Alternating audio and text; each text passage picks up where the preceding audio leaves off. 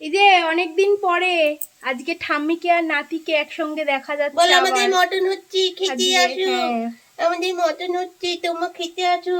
এই যে আমাদের আজকে মাটন কষা হবে, সেই জন্য এখানে দেখছো পেঁয়াজ ভাজা চলছে।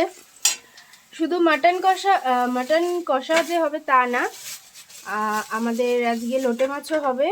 আর লাড্ডুর জন্য আজকে শিং মাছের ঝোল। এই যে মাটন তো মা এইভাবে করে, তোমরা দেখতেই পাচ্ছ। মশলাটা দিয়ে দেবে একটু পরেই।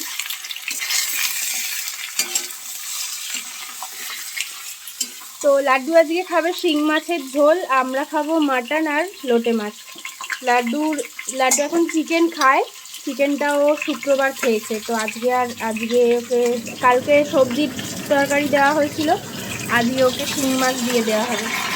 তো এই যে এখানে মশলা দিয়ে দিয়েছে,